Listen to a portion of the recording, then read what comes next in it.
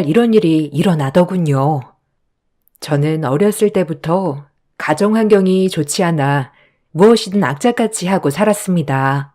학교를 졸업하고 바로 음식점에서 서빙을 하고 요리 기술을 많이 익혔어요. 서러움도 많았고 비굴한 일도 많았어요. 하지만 조금이라도 빨리 성공할 거라는 열망으로 버텼죠. 그렇게 시간이 흐르고 성공하겠다는 열망 하나만을 가지고 저는 밥 장사를 시작했습니다. 어려서부터 야무지고 모든 깔끔한 성격을 가진 저에게 딱이었죠. 때가 좋았는지 처음 연 가게가 그야말로 대박이었죠. 나이는 어린데 손맛이 좋다, 아주 야무지다, 아주 깔끔하다 이런 칭찬을 들으면서 성장하였어요. 저보다 나이 많은 이모님들과 함께 일하기란 쉽지 않았지만 다행인지 이모님들도 제 편이 되어주셨죠. 요즘에서야 셰프니 요리 경연대회고 하지만 전 어린 나이에 모든 걸 제가 느끼고 깨달으며 성취를 이뤄냈습니다. 사장님, 오늘도 너무 맛있었어요. 아니, 이 집은 진짜 올 때마다 항상 똑같이 맛있단 말이야. 다음에 또 올게요. 네, 감사합니다. 그럼요. 아침마다 신선하게 다 재료 손질해서 그날그날 직접 만드니까요. 다음에 또 찾아와 주세요. 음식 솜씨가 훌륭한 엄마의 손맛을 이어받은 저는 남들보다 빨리 음식점을 열게 되었어요. 그리고 음식점은 소문이 나서 전국에 체인점을 여러 개 가지고 있어요. 지금 이 자리까지 올라오기가 얼마나 고되고 힘들었는지 몰라요. 한참 식당을 운영할 때 손님으로 만난 남편과 이른 나이에 결혼을 하게 되었고 슬아의 딸아이 한 명을 낳았어요. 부모님은 저까지 가난한데 가난한 남자를 만나면 어떡하냐부터 시작해서 말리셨지만 항상 관심과 사랑이 부족한 저에게 남편은 한 줄기 희망과도 같았죠. 어려서부터 힘들게 이 자리까지 우여곡절 끝에 올라올 수 있었고 항상 가난했기 때문에 늘 아쉬움이 뒤따랐던 순간들이었는데 내 가정을 꾸리고부터는 남들에게 아쉬운 소리 하나도 안 하고 살 수 있게 되니 그 얼마나 행복하던지. 남편은 택시 운전기사를 하다가 저를 만났어요. 남편도 저와 같은 흙수저였기에 어린 나이부터 택시를 몰며 생활비를 벌어내는 청년이었죠. 처음엔 단골 손님으로 그러다 그의 자상한 모습에 이끌려 결혼까지 하게 되었답니다. 가게가 한참 잘 되고 있던 터라 남편은 택시 일을 그만두고 결혼 후 본격적으로 가게 일을 돕기 시작했어요. 저도 옆에 바로 믿을 만한 사람이 있다는 것이 참 든든하였고요. 그래서 결혼을 하는구나 싶었던 나날이었죠. 가게 이모님들은 장난으로 서방 너무 믿지 마라. 네가 다 챙겨야 한다고 했지만 웃어 넘겼고요. 마무리는 내가 하고 들어갈 테니까 자기는 좀 들어가서 쉬어. 힘들 텐데. 오늘도 너무 고생했어 여보. 가게는 나한테 맡겨. 에이, 그래도 혼자 마무리하기 힘들 텐데 같이 하자. 정말 괜찮겠어? 그럼 내가 주방 마무리는 좀 도와주다 갈게. 당신 고생하는 거 싫어서 그래. 그러니까 얼른 들어가서 쉬어, 어? 차라리 내가 고생하는 게 낫지. 당신 이 가녀린 몸으로. 아이고, 신랑 있으니까 이건 좋네. 누가 날 아껴주나 했더니 당신이 내 몸을 제일 아껴주네. 고마워. 자기 아니었으면 어쩔 뻔했을까? 남편은 자기보다 저를 더 살뜰히 챙겼어요. 어렸을 때부터 일만 하며 가장으로 살아온 내가 누군가의 보살핌을 받는다는 게 더없이 기쁜 나날이었죠. 그래서 모든 걸 믿고 맡겼어요. 남도 못 믿는데 남편이라도 믿어야지 누굴 믿고 사나 하는 심정으로요. 하지만 가끔은 일하는 게 저희 마음에 안 들 때가 많았지만 그래도 옆에 있는 것만으로도 고마웠어요. 하지만 저와 오픈부터 지금까지 함께한 이모님들은 그런 남편을 마음에 들어하지 않아 했습니다. 그 이유는 사장이랍시고 겉멋이 너무 들었다고 해서요. 아니, 내가 말을 안 하려고 했는데 자기 일은 똑바로 안 하면서 저기 카운터 앉아갖고 돈만 샌다? 하라는 건 안 하고. 에이, 이모가 좀 봐줘. 아직 낯설어서 그렇지 뭐. 그리고 이런 일 안 해봤는데 어떻게 모든 걸 잘하겠어, 안 그래? 아니, 그래도 본인이 좀 발로 뛰고 해야지. 어떻게 가만히 앉아서 돈만 세냐? 내가 너 딸 같아서 말하는 거야. 신랑 단속 잘해. 이모님이 아무리 말을 했지만 그래도 내 눈엔 신랑이 최고였어요. 절 끔찍이 아껴주었거든요. 몸이 힘든 만큼 심적으로 누군가에게 기댈 수 있다는 게 얼마나 큰 기쁨이었는지 아마 아는 사람은 알 거예요. 전 그래서 그를 믿었죠. 하나밖에 없는 내 편이었으니까요. 그렇게 10년이 흘렀습니다. 10년 전에도 가게는 잘 되었지만 10년이 지난 지금 가게는 더 번창하였어요. 덕분에 가게 외적으로도 부를 많이 축적할 수 있었죠. 사업에 감각이 있던 저로서는 부동산 투자 또한 거의 대부분 성공했었거든요. 결혼한 지 16년을 한결같이 저를 생각해주는 남편에게도 이제 좀 마음 편히 살자, 너무 앞만 보고 달려왔다고 생각하여 휴가도 주었습니다. 그것이 제 발등을 찍을 거라고 상상도 하지 못한 채 말이죠. 남편은 그 휴가 이후로 급격히 변하기 시작했어요. 엄마, 아빠 언제 와? 아니, 무슨 휴가를 갔길래 이렇게 연락이 안 되는 거야? 그래도 갔으면 연락을 해야지. 아빠, 얼마 만에 휴가야. 하루 종일 가게에서 주말 할 거 없이 자그마치 16년이야. 내가 네 아빠 가서 연락도 하지 말고 그동안 못 만났던 친구들도 좀 만나면서 즐기라고 했어. 우리 딸은 엄마랑 놀면 되잖아. 그치? 아빠 벌써 보고 싶어? 그게 아니라 연락은 그래도 해줄 수 있잖아. 엄마는 가만 보면 아빠를 너무 믿는 것 같아. 부부가 다 그런가? 그럼 믿고 살아야지. 자기 남편 못 믿으면 어느 누굴 믿고 살아? 엄마는 아빠 그리고 너 딱 둘밖에 안 믿어. 딸아이 말이 조금은 신경 쓰였지만 16년 동안 얼마나 힘들었을까 생각하며 저도 연락하지 않았어요. 남편은 고등학교 동창 친구들과 태국 여행을 갔거든요. 시차가 많이 차이 나는 건 아니지만 그래도 오랜만에 노는 거 얼마나 좋을까 하며 넘겼어요. 그리고 남편이 태국에서 돌아오는 날 남편은 어딘가 모르게 굉장히 들뜬 마음이 보였죠. 하지만 오랜만에 콧바람 쐬고 오니 정말 기분이 좋구나라고 생각하고 넘겼어요. 워낙 따지는 성격도 아니고 무조건 믿자는 주의여서 넘어갔던 것도 있고요. 잘 있었어? 가게는 괜찮았고? 그래도 나 없으니까 힘들었지? 당신 혼자 하기도 벅차잖아. 이젠 너무 규모가 커져서. 아니야. 그래도 늘 혼자 하던 건데 옆에 정자 언니가 많이 도와주기도 하고 자기만 잘 놀았으면 나야 됐네요. 그렇게 좋았어? 아주 싱글벙글이네. 얼마나 재밌게 놀았길래. 대수 씨랑 태영 씨도 다 같이 간 거야? 자기 고등학교 동창끼리 간 거잖아. 그럼 대수랑 태영이도 같이 갔지. 그래도 정자 누님이 나만 하겠어. 아, 맞다. 내가 이번에 쉬면서 생각해봤는데 이젠 주말에 좀 쉴까 해. 아무래도 나도 나이가 있으니까 좀 쉬엄쉬엄 해야겠더라고. 자기도 쉬면서 해. 몸 골아.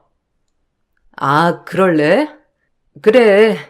자기 그동안 너무 고생했으니까 좀 쉬면서 해. 쉬면서 하은이도 좀 챙겨주고. 하은이가 얼마나 아빠 연락 안 된다고 하던지 하루 종일 기다렸어. 하은이 좀 신경 써주고 하면 좋겠다. 자기 친구도 만나고 하고 싶은 운동 있으면 해. 남편은 본격적으로 삶을 즐기기 시작했습니다. 저도 물론 그러고 싶었지만 저까지 쉬게 되면 오로지 가게들을 남들에게 맡겨야 했기에 성격상 그러지 못했죠. 남편은 태국을 다녀와서 안 하던 골프도 끊기 시작하고 마사지도 끊고 점점 밝아졌어요. 그런 활력 있는 남편 모습이 보기는 좋았지만 한시도 집에 있지 않는 남편 덕에 얼굴 볼 새 없는 하루였어요. 하지만 저와 같이 열심히 일한 남편에게 안식년을 주는 느낌으로 밖으로만 도는 남편을 탓하진 않았어요. 어느 날은 갑자기 일을 하다가 전화를 받고 뛰어나간 적도 있답니다. 그 얘기를 듣고 얼마나 황당하던지 식당 이모님들의 말을 듣고 그때부터 조금 이상하게 생각했죠. 아니, 사장님아, 남편 단속해야겠더라. 요새 허구한 날 핸드폰 문자만 본대. 뭐가 그렇게 낄낄거릴 게 많은지? 원래가 그런 사람이 아니니까 좀 이상하더라고. 그리고 한 번은 일하다 말고 전화 받고 잠깐 나갔다 온다고 하고 그날 오후에 들어왔잖아. 우리끼리 홀보고 계산하느라 힘들었어. 이거 우리가 얘기했다고 하지 말고 슬슬 뒤 좀 밟아봐, 어? 보통 일 아니다, 이거. 에이, 이모. 아니야. 이모 너무 드라마만 본 거 아니야? 하은 아빠가 어디 그럴 사람이야? 내가 1년 정도 안식년 주는 느낌으로 살라고 했어. 그동안 많이 고생했잖아. 본인도 좀 즐기며 살아야지, 안 그래? 그러니까 이모들도 그러려니 해. 남자가 갑자기 변하면 무슨 일이 난 거야? 우리 사장님 일이 순진해서 어쩌노? 그리고 힘들면 사장님이 더 힘들지. 자기가 뭐가 힘들어? 아무것도 없이 장가 자라서 떵떵거리고 사는 게 누구 덕인데? 안 그러나? 어쨌든 잘 살펴봐라. 나중에 후회하지 말고. 식당 이모들의 귀뜸이 의심의 불씨가 피었어요. 그렇게 보니 모든 게 이상하더라고요. 태국에서 왜 정말 연락 한번 못했을까부터 주말마다 라운딩을 나간다는 핑계로 밤늦게 들어오는 것까지요. 그리고 새벽마다 나가서 그렇게 통화를 하더라고요. 더 확실한 증거는 평일 오후 남편의 동창 친구가 가게를 방문하고 벌어졌습니다. 이젠 의심이 확신이 되는 순간이었어요. 아이고, 재수씨, 오랜만입니다. 먹으러 온다 하면서 지금 오네요. 저 쌈밥 정식 하나 주세요. 간단히 밥 먹고 가야 해서. 어머, 오랜만이에요, 대수씨. 태국은 잘 다녀오셨어요? 그이가 얼마나 재밌게 놀았는지. 그래도 하나도 안 타셨네요? 네? 태국이요? 아휴, 요새 눈꽃 뜰 새 없어서 여행은 무슨? 주말에도 일 나가요. 아, 맞다. 철수는 어디 갔나 봐요? 아, 그러세요? 아, 제가 뭘 착각했나 봐요. 네, 철수 씨 오늘 골프 레슨이 있어서 가게 비웠어요. 다음에 와이프랑 같이 넷이 봐요. 태국을 다녀온 적 없다는 남편 친구의 말에 모든 것이 확실시되었죠. 남들은 미련하다고 할지 모르겠지만 전 마음을 다잡았어요. 당장이라도 엎어버리고 싶은 마음이 굴뚝 같았죠. 하지만 우리 딸과 그리고 그동안 고생한 남편 한 번쯤은 눈 감아줄까라는 마음에서 갈등이 되더군요. 남자가 한 번쯤 실수할 수 있지. 아니, 바람이 아닐 수도 있잖아. 그 제자리로 돌아올 거야 라는 마음으로 말이에요. 그래, 그동안 열심히 했잖아 라는 마음으로 마인드 컨트롤을 했습니다. 하지만 돌아올 거란 남편에 대한 기대는 점점 불안으로 번져갔죠. 남편은 의심조차 안 하는 저를 보며 점점 더 자유롭게 행동했어요. 일 끝나고 술 마시러 간다고 하고 외박도 일삼았고요. 점점 부부싸움이 시작되었죠. 부부싸움보다 더 마음 아팠던 건 믿었던 남편이었기에 충격이 컸어요. 자기, 요즘 왜 이렇게 변했어? 아무리 노는 게 좋아도 그렇지. 안 그러던 사람이 그러니까 불안해 죽겠어. 요즘 뭐하고 돌아다니는 거야? 아니, 내가 그동안 일만 했잖아. 나도 좀 이렇게 살면 안 되냐? 너 죽으면 그 돈 다 짊어지고 갈래? 너도 좀 즐겨. 그럼 가게 일은 누가 하고? 나도 즐길 줄 몰라서 안 즐기는 거 아니야. 그래도 우리 하은이 대학까지 다 보내고 시집 보내고 좀 더 안정되면 그때 천천히 하나하나 정리하면서 즐겨야지. 자기 보고 나처럼 살라는 말은 안 해. 그래도 외박이 말이 돼? 남자가 술 먹으면 좀 그럴 수도 있지. 너 원래 이런 스타일이었냐?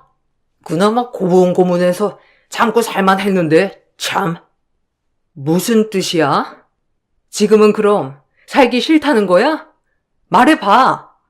자기 솔직히 바람 피우지? 누구야? 누구냐고? 나 엄청 참았어. 알아?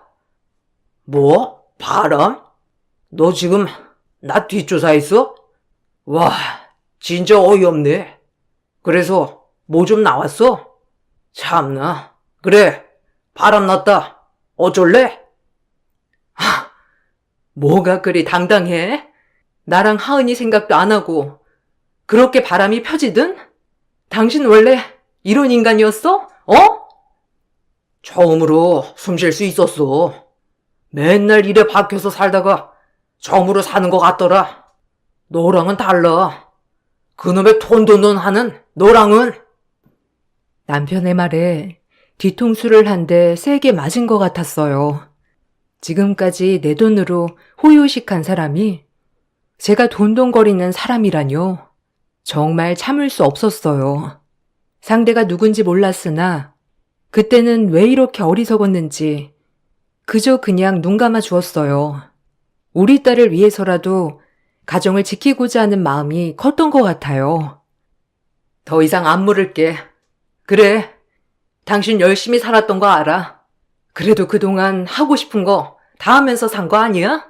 그래서 이제 와서 뭐 어쩌자고. 더 이상 말하지 않을게. 정리해. 그러면 눈 감아 줄게. 하지만 내 인생에 두 번의 용서는 없어. 이게 처음이자 마지막이야. 기다려줘. 정리할게. 나도 내가 미쳤었나 봐. 그러니까 조금만 기다려주면 금방 정리할게. 어떻게 관계를 못 자르듯 정리하냐? 남편은 조금만 기다려달라고 했지만 저는 그 말도 참을 수가 없었어요. 바람 피운 게 뭐가 자랑이라고 대단한 로맨스 놀이 하고 있는 것처럼 그러나요? 전 단칼에 그 말에 거절했어요. 그리고 다시 제자리로 돌아오라고 다그쳤죠. 남편도 알겠다고 했고요. 장난해? 무슨 대단한 사랑이니? 못 기다려. 바로 정리해. 마지막이야. 내 인생에 두 번의 용서는 없다고 했어. 하은이 봐서 참는 거야. 남편은 겨우 알겠다고 대답을 하곤 방으로 들어갔어요. 전 그날 얼마나 울었는지 모릅니다. 세상이 무너지는 기분 같았거든요. 온 세상인 내 남편이 그동안 나와 살았던 세월이 숨막히는 세월이었다니. 그럼 도대체 난 남편에게 뭐였는지 이때 정말 살고 싶지 않았어요. 하지만 내가 책임져야 할 우리 가게 식구들, 그리고 내 딸 하은이를 위해서 열심히 살아야 했어요. 다음 날이 되어 전 아무렇지 않게 남편을 대했어요. 제발 바로 돌아오라는 마음에서요. 남편도 어느 정도 마음이 진정되었는지 다시 예전으로 돌아온 듯 싶었죠. 억지로 그래 한 차례 지나가는 고비일 것이라고 여기며 마음을 다잡았습니다. 아빠랑 엄마랑 이번 주말에 거기 새로 생긴 카페에 가고 싶은데 다들 시간 돼요? 우리 셋이 어디 나간 지도 오래됐잖아. 엄마는 괜찮은데. 여보, 그때 골프 약속 있어요? 없으면 우리 셋이 오랜만에 나가는 것도 괜찮은데 엄마 오전 출근만 하고 일찍 올 거거든. 아빠 안 되면 우리 둘이 가고, 아빠 괜찮으면 셋이 가면 좋겠다. 오랜만에 맛있는 것도 먹고, 어때? 괜찮아. 그럼 그날 우리 하은이 먹고 싶은 거랑 가고 싶었던 곳 가면 되겠다. 그럼 하은아, 오늘도 좋은 하루 보내. 남편은 그렇게 예전에 다정했던 남편, 아빠처럼 돌아온 듯 했죠. 하지만 그것은 착각이었어요. 역시나 주말이 되자 남편은 사정이 생겼다며 손살같이 나가버렸죠. 이제 남편이 뭐라고 다니는지 알아서 정말 허탈하고 비참한 마음이 들었어요.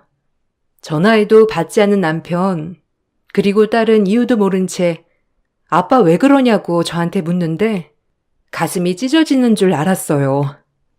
아니, 아빠 뭐야? 같이 가기로 했으면서 어이없어.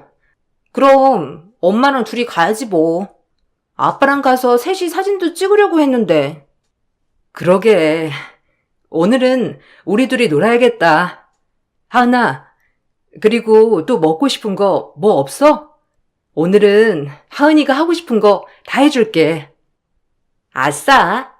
아빠랑 나온 거보다 차라리 오늘 엄마가 내가 하자는 대로 하는 게 더 좋다. 주말마다 일찍 오면 안 돼? 엄마가 맨날 집에 있었으면 좋겠어? 그럼 우리 하은이 하고 싶은 거, 갖고 싶은 거 어떻게 사주지? 하은이 안 입고 안 살 수 있어? 아, 뭐야. 그럼 안 돼. 그래도 주말에는 이렇게 내 데이트 신청도 받아주세요. 아셨죠? 엄마랑 이렇게 나오니까 너무 좋아. 딸아이의 철없는 소리마저 그날은 구슬프게 들리더라고요.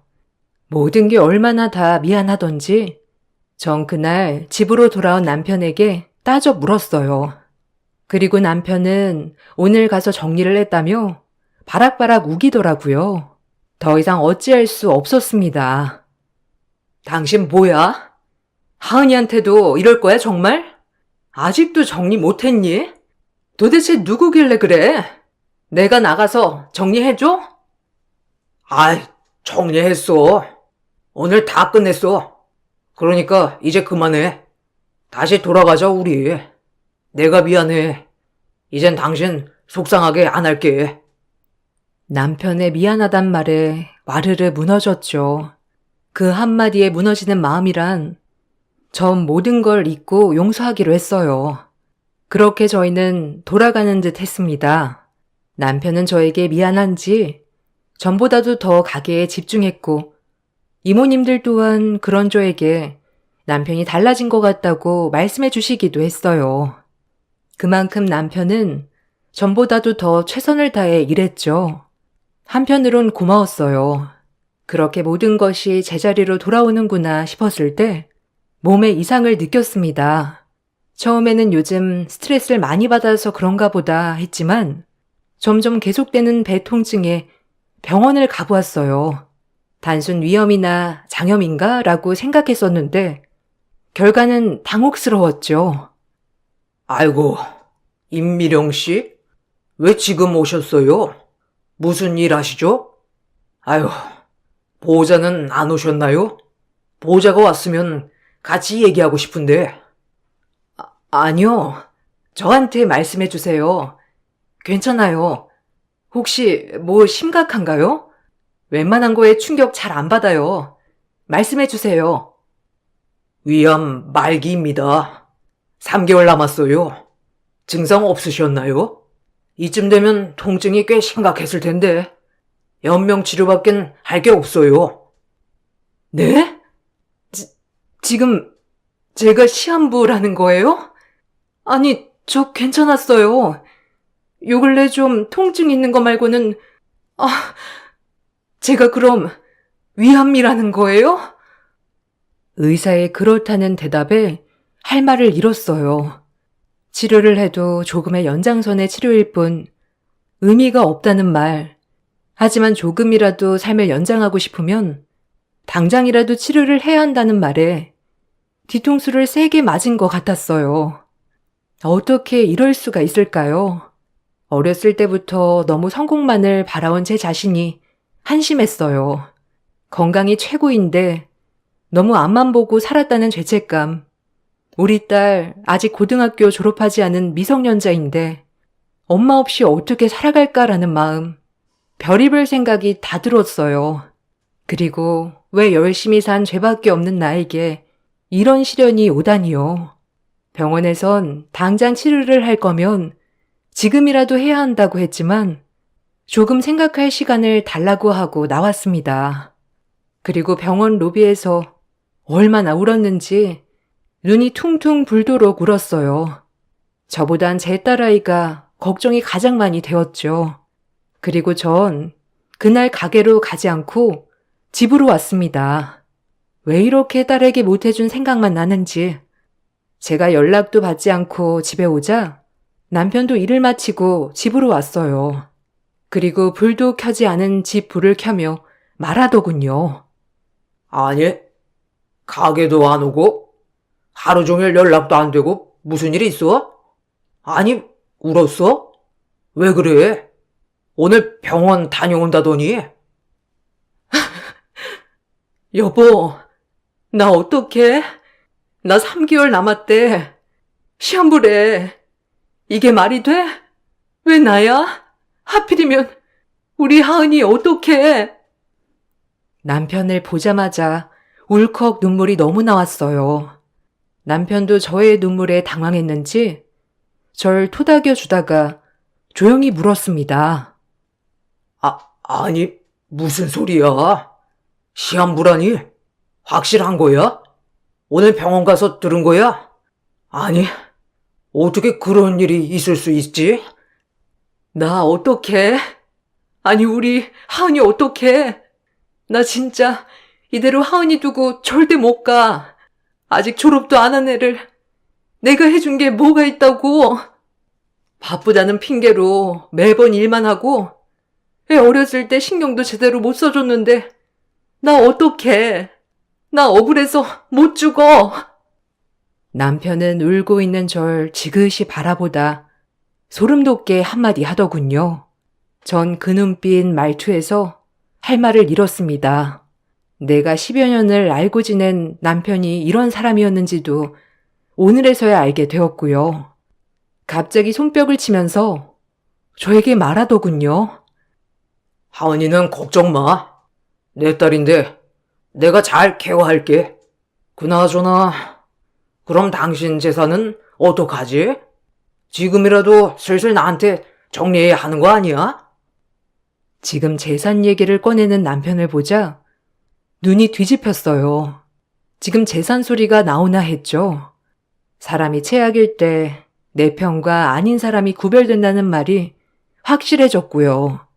남편은 제 편인 척하는 남의 편이었습니다.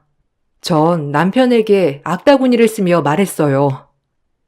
지금 재산 소리가 나와? 너 미쳤니? 내가 죽는다는데 아무렇지도 않아? 그래, 눈물 한 방울도 안 나오는구나. 그동안 네가 나를 어떻게 생각했는지 알 것 같아. 3개월만 참지 그랬니? 그래도 가는 길 편안하게 눈 감게 해주지. 빨리 가라고 아주 재촉을 하는구나. 네가 남길 재산만 50억이 넘어. 내가 가만히 있게 생겼어? 분명 처가 식구들 다 탐낼 건데 그 전에 네가 정리하는 게 맞지. 어차피 하은이는 내가 키울 건데 그 돈이 내 돈이 되어야 하는 것도 맞는 거고 다 하은이 생각해서 그러는 건데 왜 그래? 위선 떨지 마. 넌 그래봤자 사이코패스야. 어떻게 사람이 죽는다는데 눈 하나 깜짝도 안 할 수가 있어? 나 그동안 어떻게 살았던 거니? 남편은 저를 뿌리치고 밖으로 나갔습니다. 한참 들어오지 않길래 창밖을 보니 웬 여자와 손뼉을 짝짝짝 치면서 웃고 있더군요. 상간녀였어요. 정리를 했다는 것은 다 거짓말이었고요. 제가 알아서 떨어져 나갈 것 같자 상간녀에게 금세 전화를 해 집 앞에서 만났고요. 전 허탈했습니다. 3개월 기다릴 필요 없이 지금 당장 죽고 싶었어요. 하지만 우리 딸 하은이를 생각해서 꾹꾹 참아야 했죠. 딸에게 어떻게 말을 해야 할까 고민하고 또 고민했어요. 한참을 상간녀와 놀다 들어온 남편에게 말했죠. 어차피 남편은 더 이상 제 사람이 아니었습니다. 당장이라도 이혼을 할까 생각도 했지만 딸이 혼자 남아 상처받느니 3개월만 참자 생각했어요. 하은이한텐 내가 얘기할 거야. 천천히. 그러니까 하은이한테 입도 뻥끗하지 마. 그리고 당신 마음 이제 완전히 알았어. 그동안 나 그냥 당신 성공의 발판이었구나. 한 번도 날 사랑한 적 없었지 애초부터? 그냥 돈 없으면 난 자기한테 아무것도 아니었어. 이제 알았어? 너 마지막 가는 길 그래도 편히 보내줄게. 그래, 하은이한텐 네가 말해. 그리고 잘 생각해. 너 죽으면 처가 식구들이 득달같이 돈 달라고 달려들 텐데 하은이 내가 키울 거니까 재산 분할 잘 생각해야 해. 알겠어? 내가 할 말은 그게 다야. 정말 쓰레기 같았어요. 저런 발언을 뻔뻔하게 하다니요. 그렇게 그날 밤은 어떻게 지나가는지 모르게 뜬 눈으로 밤을 새웠어요. 그리고 남편 마음을 안 이상 예전처럼 돌아가기는 절대 쉽지 않다고 생각했죠. 그리고 다음 날이 됐는데 병원에서 연락이 왔어요. 처음엔 받지 않았습니다. 어차피 치료를 빨리 해야 한다고 할 내용 같았거든요. 두 번째 전화가 계속 오길래 받았어요. 전 놀랄만한 소식을 들었습니다. 하루 만에 죽었다 살았다를 왔다 갔다 했으니까요. 정말 말로 표현 못할 느낌이었죠. 네, 어제 진료받던 의사입니다. 임미룡 씨 맞으시죠? 아유, 죄송해요. 차트가 뒤바뀌었네요. 오진입니다. 지금 당장 병원으로 오실 수 있나요? 저희가 원래 이런 실수는 잘 안 하는데, 아유, 어쩌다가. 정말 죄송해요. 몰아드릴 말씀이 없습니다. 일단 병원으로 오시죠. 네? 사실인가요? 일단 바로 갈게요. 오진이면 어제가 잘못된 진단이었다는 거죠? 금방 가겠습니다. 기다려주세요. 전 쏜살같이 병원으로 달려갔어요. 결론은 차트가 바뀌었고 저는 경미한 위험이었죠. 그때만큼은 의사가 원망스럽지도 않고 그냥 기쁘기만 하더라고요. 이 느낌은 정말 모를 거예요. 하루 만에 죽다 살아난 느낌. 얼마나 고개를 숙이고 감사하다고 하고 나왔는지 전 하루 사이에 많은 것을 깨달았어요. 그리고 하루 만에 저에게 발톱을 드러낸 남편에게 응징을 하기로 마음먹었죠. 병원을 나와 변호사를 찾아갔어요. 이혼 소송과 함께 상간녀 소송도 같이 걸었어요. 하지만 법률상 어느 정도 재산 분할은 해줘야 한다고 하더라고요. 한국 법은 참, 그래도 전 진행을 했습니다. 더 이상 한 입을 덮고 살 수 없단 걸 알았으니까요. 남편은 사태 파악도 못한 채 저에게 따지더군요. 아직 제가 멀쩡하다는 걸 몰랐으니까요. 얼마나 웃기던지. 그리고 그 얼굴이 사색이 되는 것을 꼭 지켜보고 싶었죠. 오히려 저에겐 좋은 기회였어요.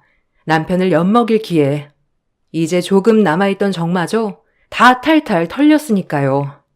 오히려 이런 상황에 정말 감사했어요. 진짜 내 편인지 아닌지 걸러낼 기회가 왔다고 생각했으니까요. 뭐?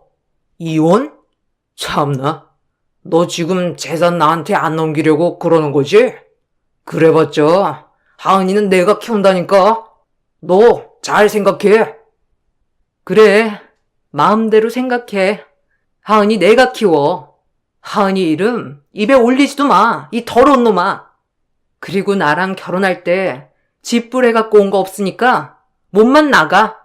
나머진 내 법률 대리인이랑 얘기해. 네 그 악랄한 두 얼굴 잘 봤다. 그리고 상간녀 소송도 준비 중이니까 기다리라고 해. 네 잘난 상간녀한테, 알겠니? 더러운 것들. 그리고 하은이 다신 볼 생각도 하지 마. 이 더러운 놈아! 하루아침에 뭐 잘못 먹은 거야 아니고서야? 이게 단단히 미쳤네. 나 하은이 아빠야. 알겠어? 네가 이럴 때가 아닐 텐데. 남편은 하루 사이 제가 바뀐 걸 보고 어안이 벙벙해 했습니다. 그리고 더 세게 나오더군요. 얼마나 어리석어 보이던지. 그런 남편을 보니 이가 부득부득 갈렸습니다.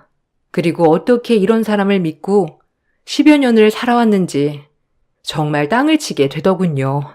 그렇게 다정해 보이던 사람이 지금은 악마의 두 얼굴을 하고 제가 죽기만 바라는 치졸한 남자였으니까요. 소름이 돋았죠. 너 이렇게 한다 이거지?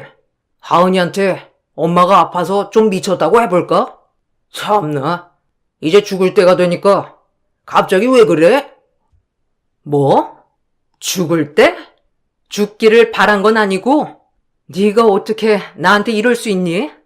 나 암 아니래. 그니까 시한부 아니라고. 알겠어? 오진이래. 어떡하냐? 네가 그렇게 내 명 재촉했는데 덕분에 잘 알게 됐어, 네 마음. 아마 이러려고 나한테 그런 시련도 있었던 거겠지? 뭐? 오진이라고? 그런 경우가 어딨어? 말이 되는 소리를 해. 도라니 이제? 참나, 어떻게 그게 말이 되는 소리야? 나보고 널 내다 버리라는 계시지, 안 그러니? 이제 끝이야. 내 인생에 두 번은 없어. 끔찍하다. 더 이상 말 섞고 싶지도 않아. 위자료 줘, 그럼. 내가 그동안 여기서 머슴살이 한 게 얼만데, 안 그래? 이 정도는 받을만 하잖아, 내가. 이건 해줄 수 있지? 진짜 미쳐도 곱게 미쳐야지. 하은이가 이런 모습 알면 어떻게 생각하겠니? 내 법률 대리인이랑 얘기해. 이 구질구질한 인간아. 남편은 믿고 싶어 하지 않았죠. 하지만 사실이었습니다. 그렇게 전 이혼소장을 날렸어요. 그 남편은 미안하다고 자기가 그때 상간녀 때문에 정신이 나갔었다고 빌고 빌었어요. 하지만 절대 용서가 되지 않았고 제 인생에 두 번의 용서는 없기에 끝을 냈습니다. 다행히 재산 분할도 남편이 제 재산에 기여한 바가 많이 없기에 적당한 선에서 끝냈죠.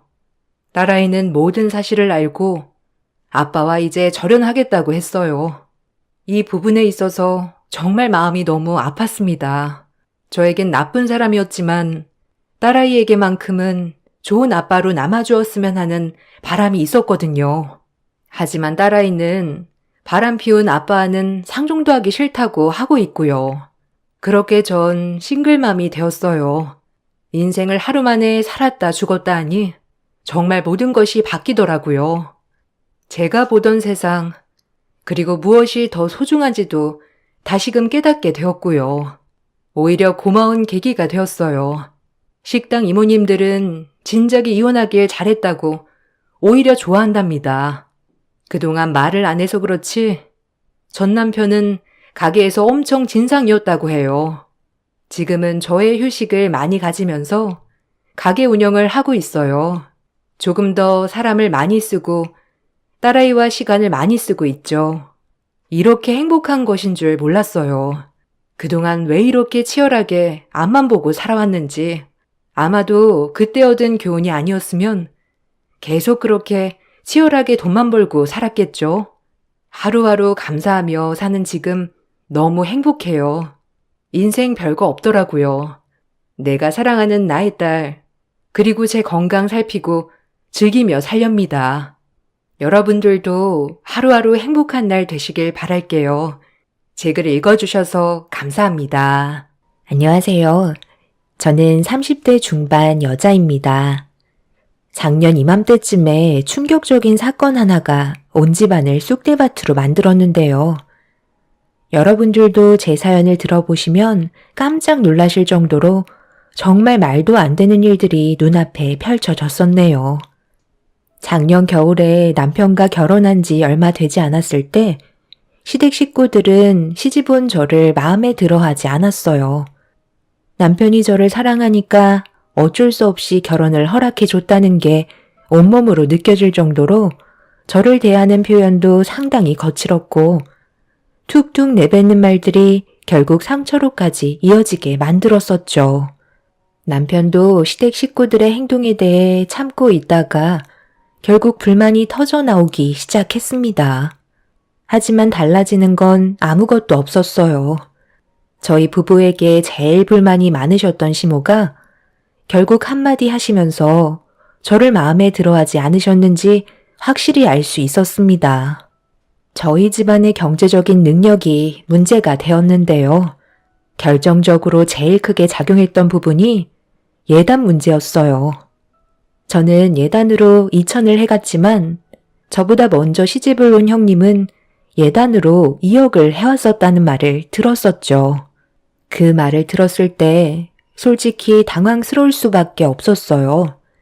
그런데 알고 보니 시모가 형님을 시숙에게 소개를 해준 거였고 꽤 오랜 기간 동안 시모와 형님의 관계는 상당히 두터운 사이로 발전하고 있었다는 걸 남편을 통해 들을 수 있었습니다. 그래서 시모와 형님은 항상 붙어 다녔고 서로 많은 대화를 주고받았지만 저는 그 자리에 낄 수 없었습니다. 거의 투명인간 취급할 정도로 저를 많이 무시하고 있었어요. 저도 시댁 집안의 식구로 인정을 받기 위해 여러 가지로 노력을 했었지만 시모의 마음을 얻기에는 형님에 비해 많이 부족했었죠. 동서가 아무리 어머님한테 잘 보이려고 노력을 해봤자 소용이 없는 게 어머님과 나는 서로 뗄 수 없는 사이거든. 꽤 오랜 기간 알고 지내왔기 때문에 동서가 낄 수 있는 공간은 전혀 없어. 내 말 무슨 뜻인지 알겠어? 쓸데없이 노력할 필요 없다는 거야. 그런데 동서가 어머님한테 관심을 받을 수 있는 방법이 아주 없는 것도 아니고 하나 있긴 한데 이건 체력이 뒷받침되어야 하거든. 동서가 집안 살림을 꽤 잘한다는 말을 어머님한테 들은 적이 있긴 한데 그 점을 상당히 높게 사는 것 같더라고. 그게 무슨 말인지 대충 알겠지? 어머님 댁에 올 때면 동서가 할 일을 알아서 찾아서 해놓으면 된다는 거야. 그럼 자연스럽게 며느리로 인정받지 않겠어? 나는 어머님과 여러 가지 일을 같이 하기 때문에 가까워질 수밖에 없는 사이지만 동서는 그렇지는 못하잖아.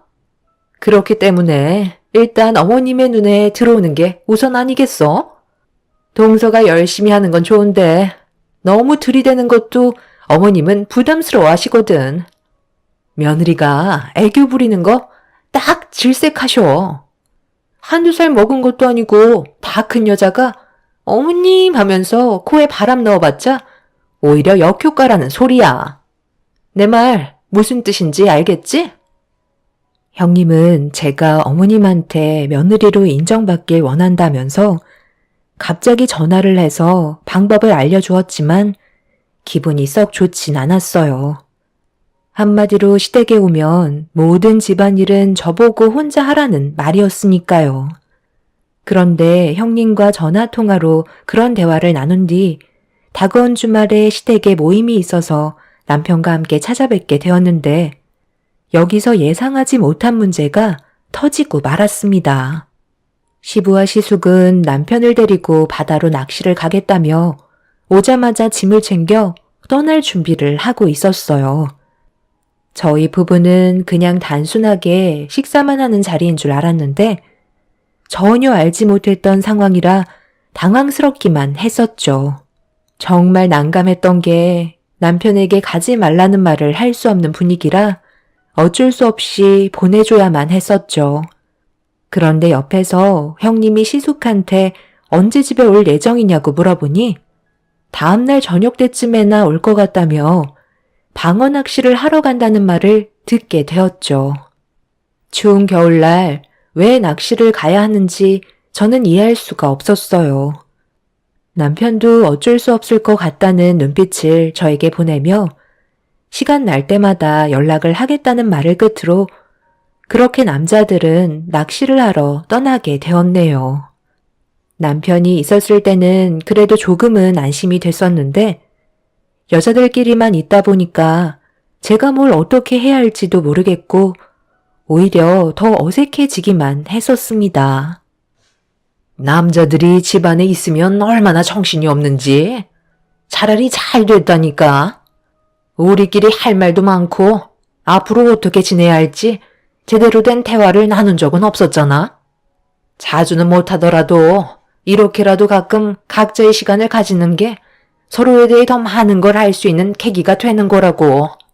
세아가도 우리 집안의 며느리로 들어왔으니 앞으로 어떤 식으로 지내야 하는지 이번 기회에 제대로 배우도록 해라. 우선적으로 세아가가 해야 될 일부터 일러주도록 하마. 어차피 우리 집에 매일 오는 것도 아니고 가끔 오는데 그 시간을 최대한 효율적으로 활용하는 게 아무래도 좋겠지? 우리 집에 들어오자마자 음식은 기본적으로 해야 되는 거고 식사가 끝이 나면 빠르게 설거지를 한 다음 그동안 밀려있던 집안 청소와 함께 빨래까지 전부 다 해결해 줬으면 좋겠다. 그리고 가끔 대청소 한번 해주면 더는 바랄 게 없을 것 같은데 그렇게 해줄 수 있지? 제가 그렇잖아도 전화로 먼저 얘기했었어요. 저희 집안 식구가 되는 게 어디 쉽나요? 가진 게 없으면 몸으로라도 때워야죠. 말 나온 김에 오늘 대청소나 한번 하는 걸로 하자. 일단 마당에 미리 이불 빼놨으니까 그거 좀 큰 대야에다 넣고 발로 힘있게 빨래 좀 해봐라. 세탁기에 돌려봤는데 영 시원찮아서 별로더라고. 이불 빨래는 무조건 발이 최고다. 빨리 옷 갈아입고 나와라. 날 추운데 어두워지기 전에 끝내야 하지 않겠니? 첫째 너도 내가 말한 거 서둘러 준비하고. 시댁에 들어오자마자 저에게 이불 빨래를 시킨 시모의 말은 저를 당황스럽게 만들었습니다. 엄동설안에 마당에서 이불 빨래를 하게 될 거라곤 상상조차 하지 못했었고 시모는 멍하니 서 있는 저를 바라보며 서둘러 움직이라고 재촉하고 계셨어요. 어떻게 대처를 해야 할지 몰라 우물쭈물 거리기 시작하자 시모는 그런 저를 바라보면서 목소리를 높이셨고 형님은 시모의 뒤에서 빨리 움직이라는 눈빛을 보내고 있었습니다. 어쩔 수 없이 일단 몸을 움직였고 옷을 갈아입은 뒤 마당 밖으로 나갔는데 엄청나게 큰 대야에 이불이 쌓여 있었어요. 칼바람이 부는 날씨에 몸은 덜덜 떨리기 시작했고 점점 몸이 움츠러들기 시작하자 시모는 몸을 계속해서 움직여야 얼지 않는다며 서둘러 이불 빨래를 끝내길 재촉하셨습니다. 어쩔 수 없이 대야에 물을 한가득 채운 다음 세제를 풀었는데 물이 너무 차가워서 그런지 세제는 제대로 풀리지도 않았어요. 시모는 뒤에서 저를 계속해서 지켜보고 계셨고 일단 서둘러 이불 빨래를 해야 될 것 같아 서둘러 대야에 발을 담갔는데 정말 몇 초 버티지 못하고 발을 빼고 말았습니다. 너무 차가워서 도저히 빨래를 할 수가 없었어요. 어머님, 이건 정말 아닌 것 같아요. 세탁기로 그냥 돌리면 안 될까요? 세제도 잘 안 풀리잖아요. 너무 비효율적이에요. 발도 너무 차가워서 동상 걸릴 것 같아요. 아니면 화장실에서 따뜻한 물로 이불 빨래하는 게 좋지 않을까요? 시키면 시키는 대로 하면 될 것이지. 무슨 말이 그렇게 많아? 그래서 지금 못하겠다는 거야? 너 시애미 말을 무시하겠다는 거지? 무시하겠다는 게 아니라 추운 겨울에 왜 밖에서 이불 빨래를 해야 되는지 이해를 할 수가 없어서 그래요. 차라리 날 따뜻할 때 하면 안 될까요? 방법은 많은데 굳이 밖에서 빨래를 할 필요는 없는 거잖아요. 어머님, 제가 지금 옷도 너무 얇게 입고 발도 맨발이라 너무 추운데 몸 좀 녹여야 할 것 같아요. 제가 오늘 무슨 수를 써서라도 이불 빨래 끝낼 테니까 마당에서 빨래만큼은 시키지 말아주세요. 어머님, 준비 다 끝났어요. 동서, 아직까지 시작 안 한 거야? 내가 분명 전화로 얘기했잖아. 어머님께서 시키는 건 토달지 말고 묵묵히 하라고. 그래야 어머님한테 사랑받을 수 있다니까. 일단 벌려놓은 건 끝내야 할 거 아니야? 어머님, 추우니까 빨리 들어오세요. 동서가 알아서 잘 끝낼 거니 너무 걱정하지 마세요. 뭐하고 있어? 동서도 빨리 끝내고 들어와야지. 너무 추워서 계속해서 몸이 움츠려 들고 있는데 시모는 오히려 저를 더 다그치며 빨리 끝내고 들어오라면서 형님을 따라 집으로 들어갔습니다. 따뜻한 거실에서 시모와 형님은 마당에서 떨고 있는 저를 바라보고 있었는데 제 앞에서 시모와 형님이 무언가에 발을 집어넣고 있더라고요. 그걸 빤히 쳐다보고 있는데 충격적이게도 저는 추운 겨울 날씨에 밖에서 발로 이불 빨래를 시키고 시모야 형님은 저를 바라보며 족욕을 하고 있었습니다. 그것도 모자라 서로 웃으면서 군고구마를 까먹고 있는데 이건 아닌 듯 싶더라고요. 너무 화가 나서 제가 시모를 노려보고 있자 시모는 손짓으로 서둘러 빨래를 하라고 재촉하셨고 저는 시모와 형님이 보는 앞에서 대야를 엎어 버렸습니다. 제가 돌발 행동을 보이자 시모와 형님은 족욕을 하다가 벌떡 일어났고 급하게 마당 밖으로 뛰쳐나와 잘못이 없는 저에게 화를 내기 시작했어요. 너 지금 뭐 하는 짓이야? 내가 분명 이불 빨래를 시켰지 대야를 엎어버리라고 시켰니? 우리 집 며느리로 들어왔으면 말을 따라야 되는 건 당연한 거 아니야? 이제 보니까 너 아주 버릇이 없구나. 내가 마지막으로 얘기하는데 더러워진 입을 제대로 빨지 않으면 오늘 집에는 못 들어올 줄 알아라. 네가 왜 이런 대우를 받는지 몰라? 시집 올 때 어떻게 했어? 내가 너희 집안 사정이 하도 어렵다고 하길래 예단으로 1억 요구했는데 결국 힘들다며 2천 해오지 않았니? 내 아들과 결혼은 하고 싶은데 돈은 주고 싶지 않다는 거였잖아. 그래서 채우지 못한 금액만큼 몸으로 때우라는 건데 그것마저 싫다는 거야? 내 아들을 공짜로 데려갔으면 최소한의 양심은 있어야지. 마지막으로 경고하는데 이불 빨래 오늘 안으로 끝내지 않으면 집에 발도 들이지 못할 거니까 생각 잘하고 판단해라.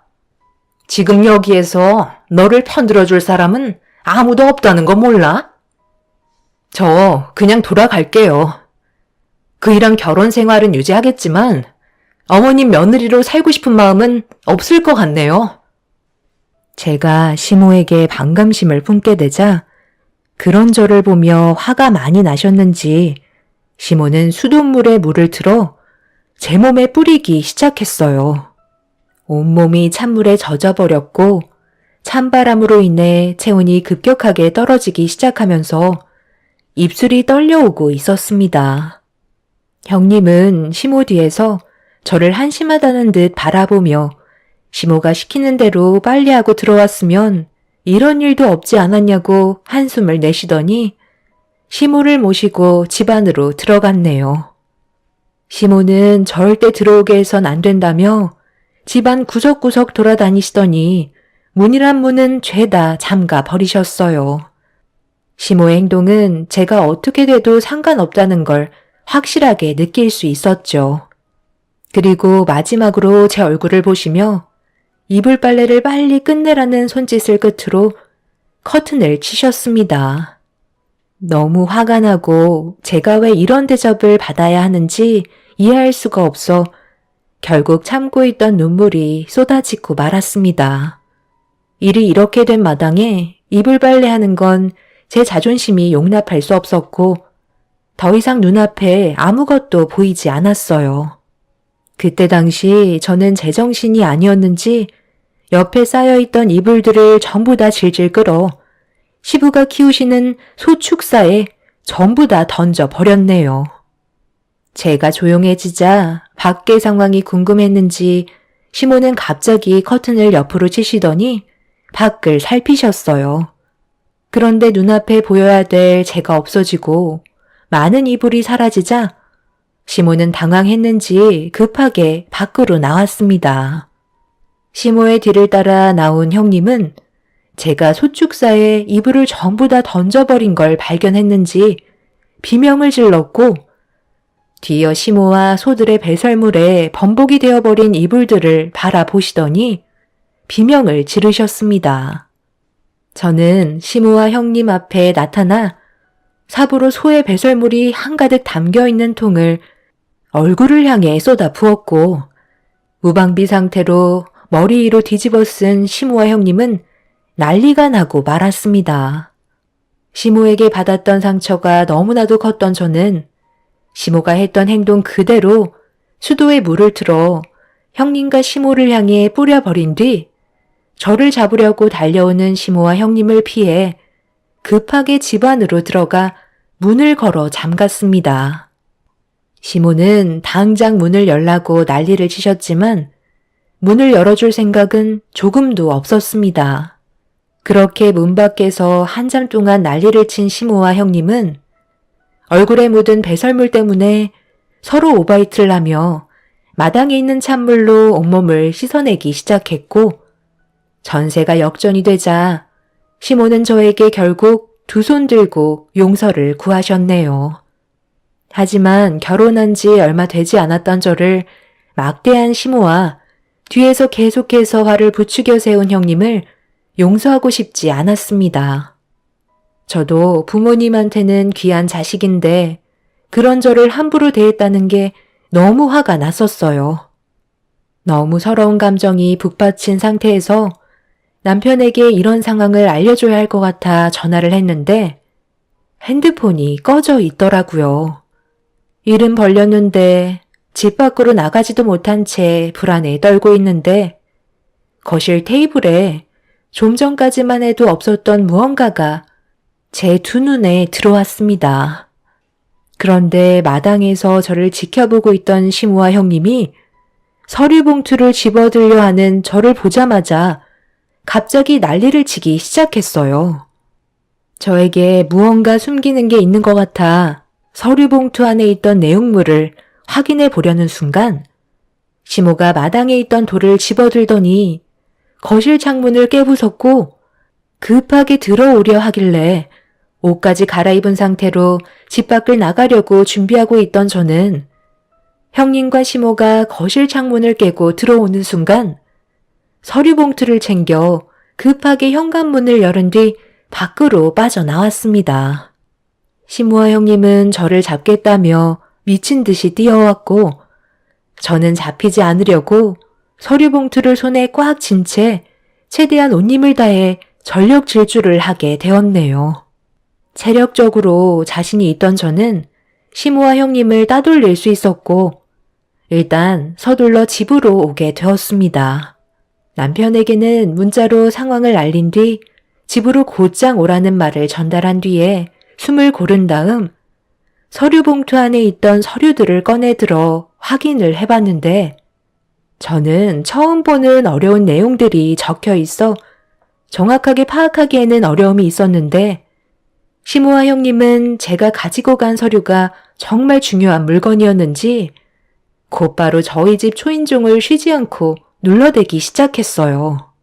인터폰을 켜고 왜 찾아왔냐고 물어보자 시모는 그동안 저를 대했던 행동들에 대해 전부 사과를 하면서 서류만 달라고 애원하셨습니다.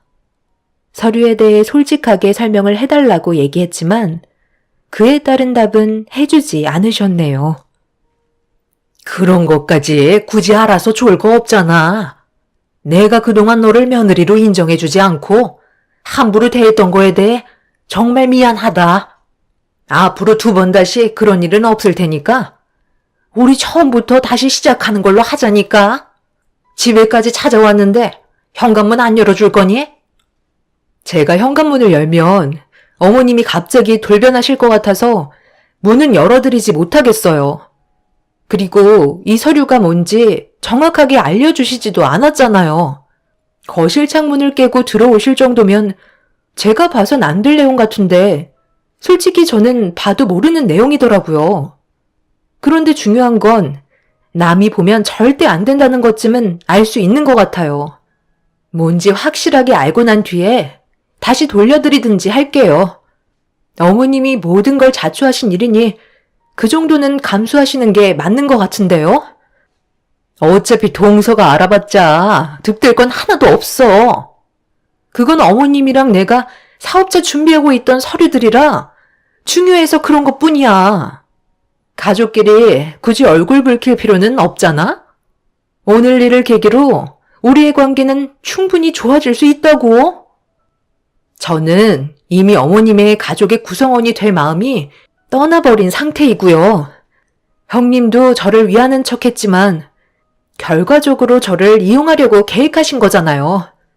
제가 그런 걸 모를 것 같아요?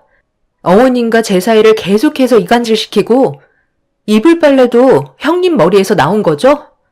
오늘은 얼굴 보고 싶지 않으니 그만 돌아가 주세요. 안 그럼 경찰에 신고하겠습니다.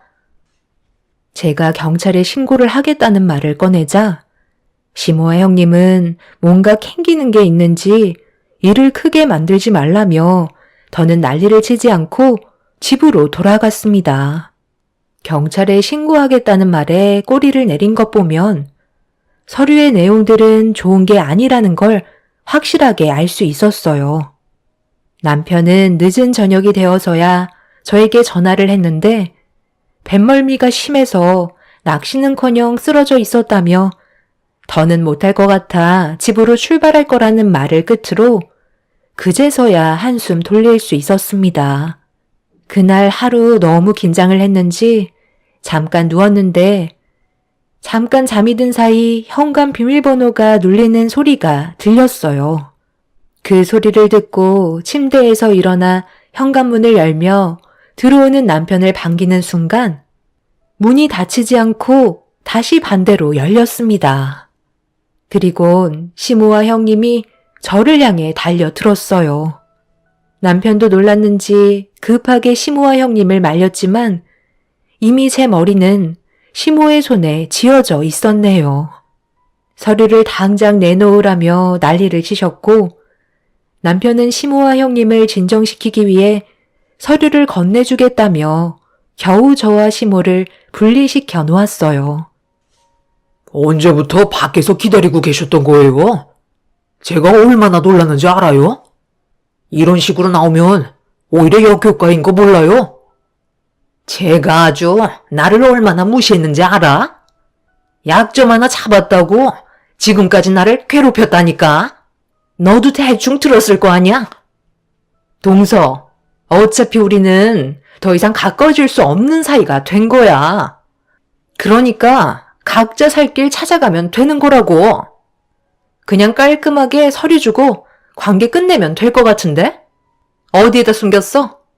집안을 쑥대밭으로 만들기 전에 순순히 건네주는 게 좋을걸? 당신이 가지고 있는 그 서류 일단 나한테 줘봐봐. 내가 확실하게 뭔지 봐야 할 것 같아. 만약 조금이라도 문제가 있다면 그냥 넘어가지 않을 거예요. 가족이라고 해서 눈 감아 넘어가 주는 건 똑같이 처벌받게 된다는 거 모르시는 거 아니죠? 그렇기 때문에 문제가 있으면 저는 이 사람 편을 들 거고 그에 따른 처벌은 법이 정하게 될 거니 알아서 판단하세요. 우리가 뭘 어찌길래 초장부터 컵을 주는 거야? 나는 큰 며느리랑 사업을 한 것밖엔 없다고. 일단 서류나 빨리 내놔라.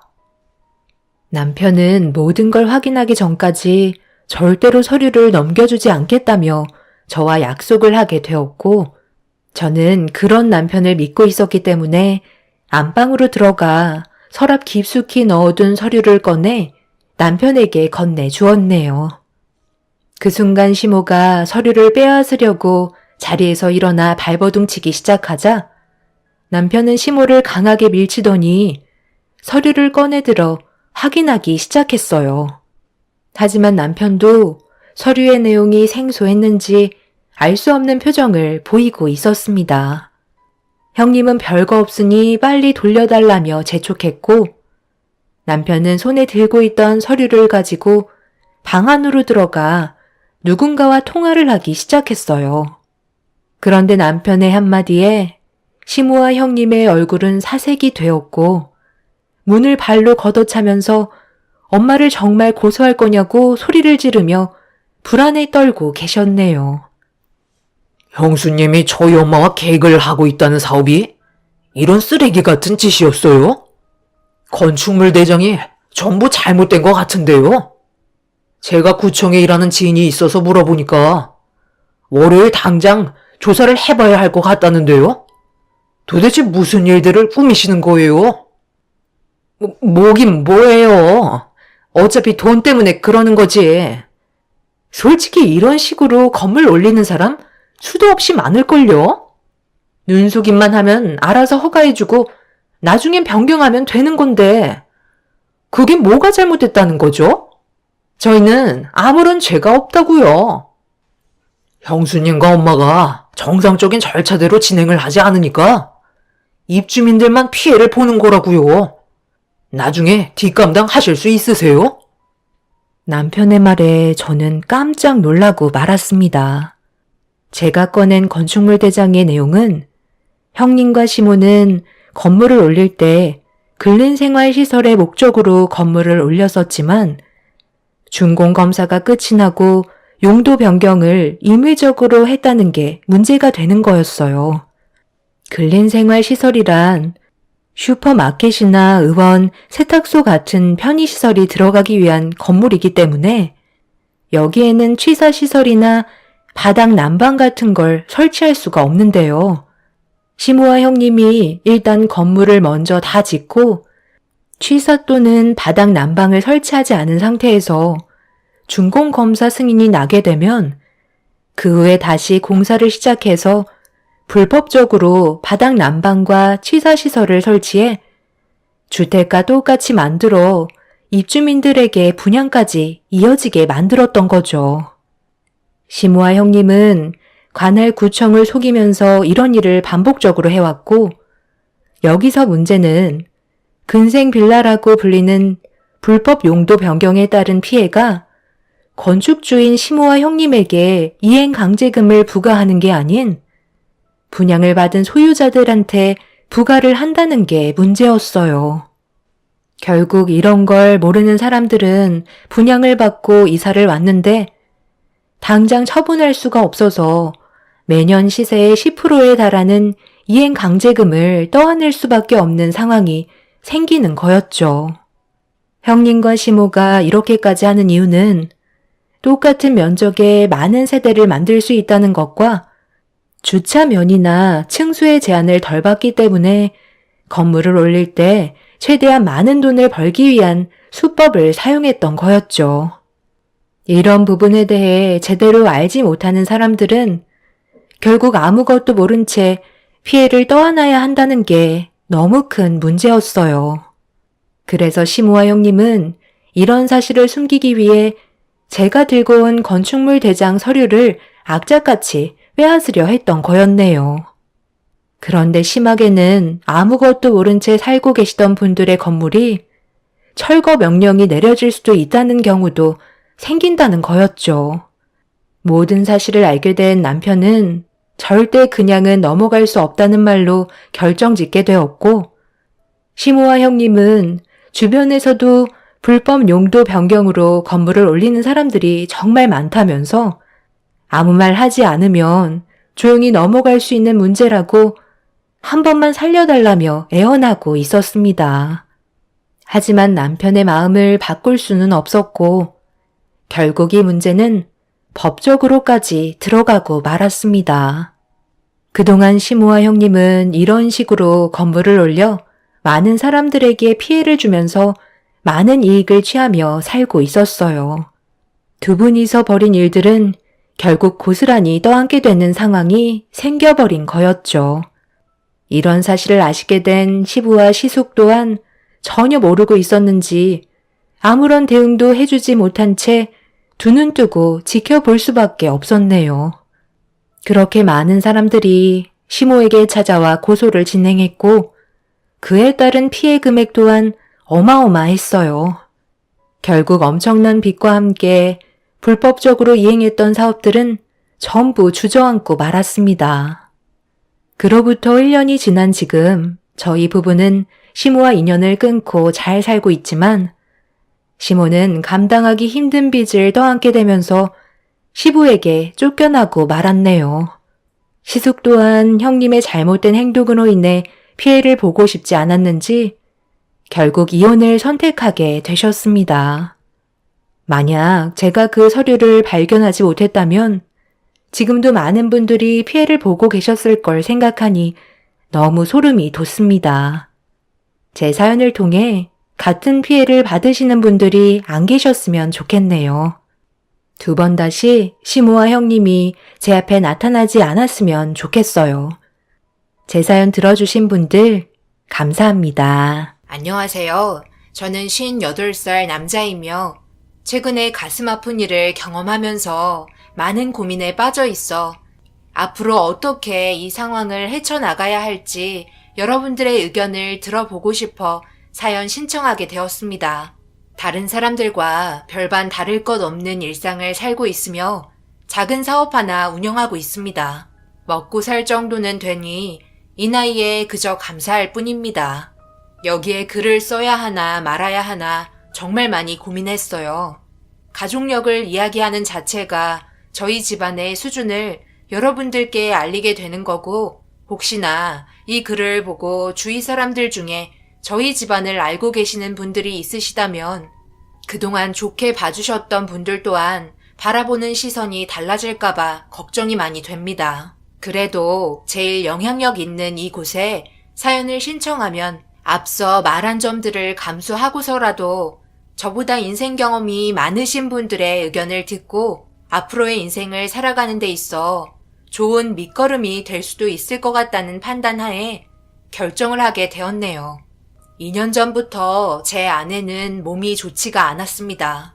제가 사업을 지금까지 운영하면서 크진 않아도 이것저것 해야 될 일거리들이 많이 있어서 도와주다 보니 그동안 몸이 점점 힘들어졌는지 병원을 자주 찾게 되더라고요. 그런 점들이 아내에게 너무 미안했어요.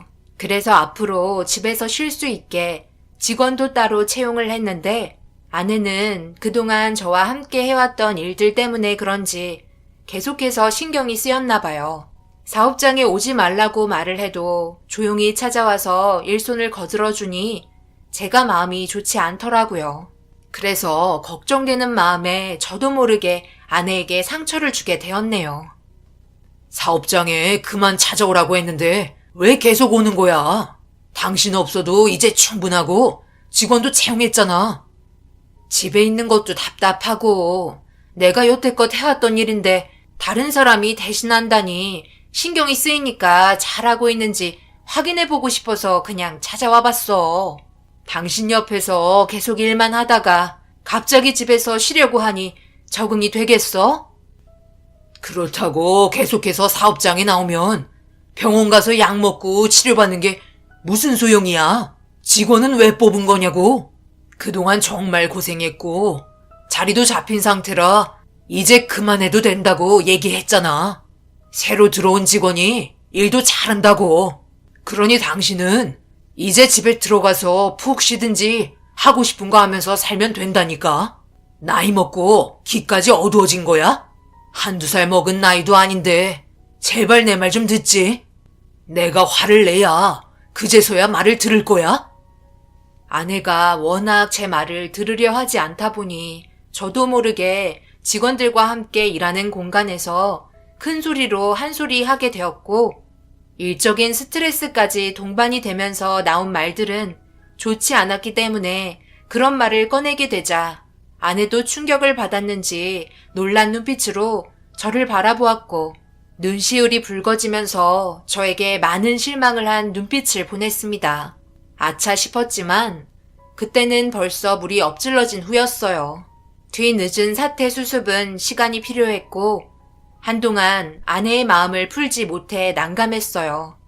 결국 이 문제를 해결하기 위해 딸의 도움이 필요했고 이제 막 결혼한 딸에게 저녁 함께 하자며 아내에게 일방적으로 하는 일에 대해 설명하며 약속을 잡았습니다.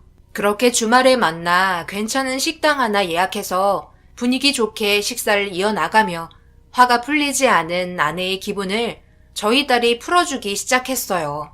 그런데 여기에서 생각하지 못한 일이 발생이 되었고 피가 거꾸로 솟을 정도의 상황 때문에 인상이 찌그러지고 말았네요.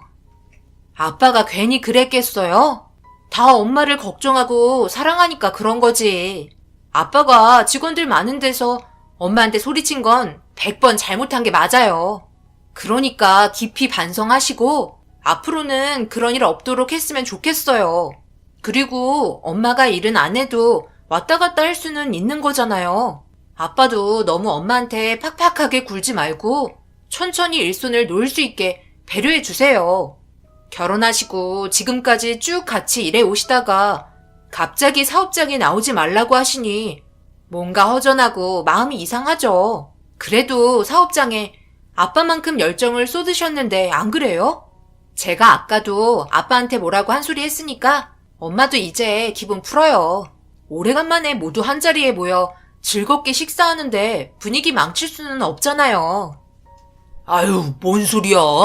장인어른이 한두 번 얘기한 것도 아니고 장모님 건강 문제 때문에 시도 때도 없이 얘기했잖아. 그럼 생각해봐. 화가 나겠어? 안 나겠어?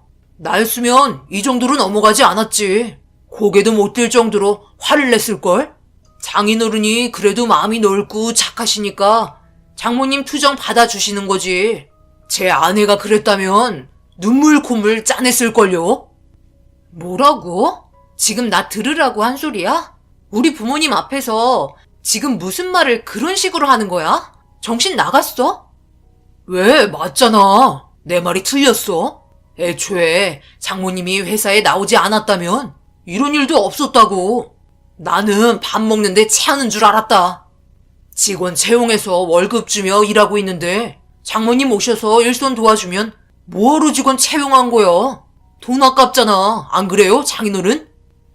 그 순간 모두가 정적이 흘러버렸고 아내는 사위의 말을 듣자마자 화가 치밀어 올랐는지 전부 자기가 잘못한 거라며 더 이상 한자리에 같이 있고 싶지 않다며 자리에서 일어났어요. 이런 식으로 전개가 흘러갈 거라곤 전혀 생각하지 못해서 난감했었고 사위에게 뭐라고 하는 것보다 상처받고 밖으로 뛰쳐나간 아내가 걱정이 돼서 뒤따라 나갔습니다. 딸은 사위의 입방정에 충격을 받았는지 화를 내기 시작했고 둘의 언성이 높아지게 되었어요. 결국 혹 데려왔다가 혹을 붙이고 가게 된 꼴이 되었고 집에 들어가는 동안 아내에게 말 한마디 붙일 수가 없었습니다. 어떻게 해야 할지 집에 가는 동안 정말 많이 고민했는데 제3자의 입장인 사위가 끼어들면서 제가 수습하기에는 벌써 늦은 상태였어요. 제가 회사에서 아내에게 소리친 것보다 사위에게 충고를 들었던 상황이 더 큰 상처가 된 것 같았고 집에 도착하자마자 아내는 안방문을 쾅 하고 닫으며 절대 나오지 않았습니다.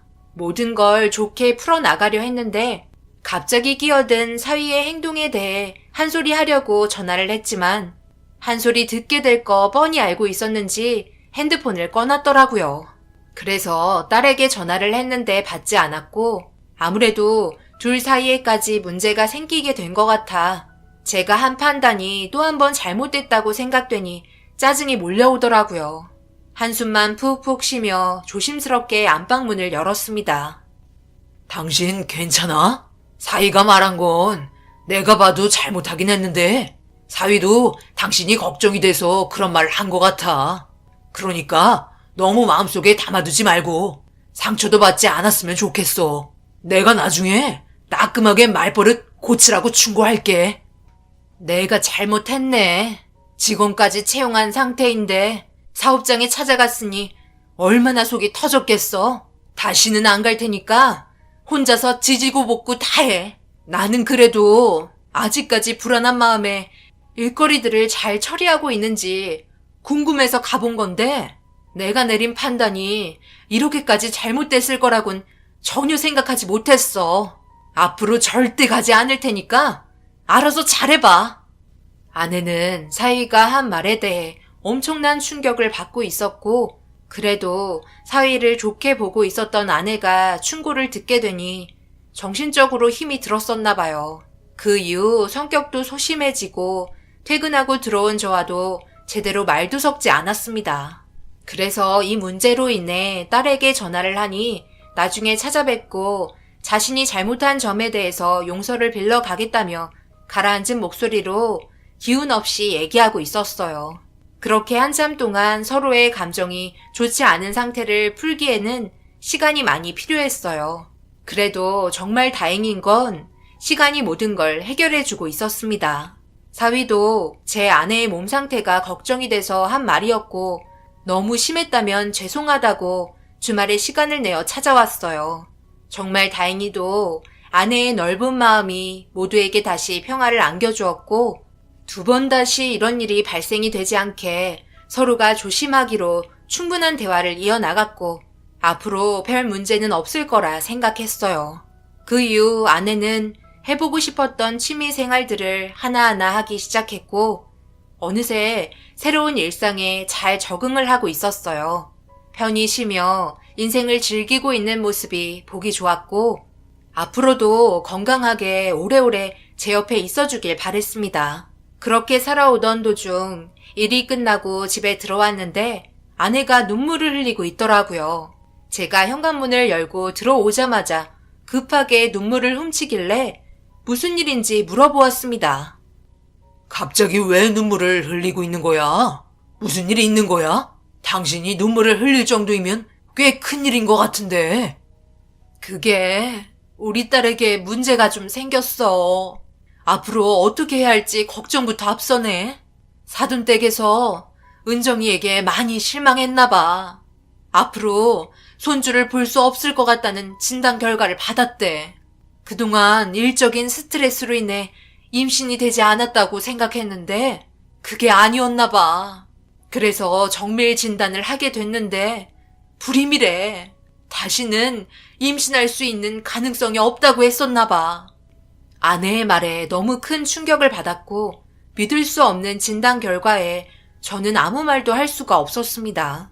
딸에게 전화라도 해서 위로라도 해줘야 하는 건지 아니면 직접 찾아가야 하는 건지 많은 고민에 빠져 있었고 아내는 당분간 그냥 혼자만의 시간을 주고 마음을 진정시키는 게 좋을 것 같다며 다시 연락이 오기를 기다리게 되었고 얼마의 시간이 흐르고 딸은 아내에게 전화를 했는지 주말에 함께 만나기로 했었다며 일정을 알려주었습니다.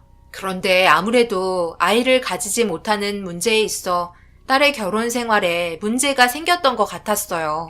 한자리에 모여 그래도 오래간만에 밝게 웃으며 시간을 보내려 했는데 사위의 얼굴이 좀처럼 펴지지 않아 분위기는 점점 안 좋아졌고 오래간만에 얼굴 봤는데 심기가 불편해지면서 사위의 행동으로 인해 결국 저희 딸이 눈물을 흘리고 말았습니다. 이래서 결혼 전에 정밀 검사를 받아봐야 하는 건가 봐요. 임신을 하지 못하는 상태였으면 절대 결혼하지 않았죠. 제가 저희 집안에 얼굴을 내밀 수가 없어요. 그토록 바라고 있던 손주를 안겨주지도 못하는데 제가 고개를 들 수 있겠어요? 생산적인 일을 잘해야 사랑받는데 그렇지 못하니 빈 껍데기와 사는 것 같은 느낌이라 예전 같은 느낌은 없네요. 자네 지금 나한테 하는 소리인가? 그렇게 말하는 이유는 우리 딸과 이혼이라도 하겠다는 말이야?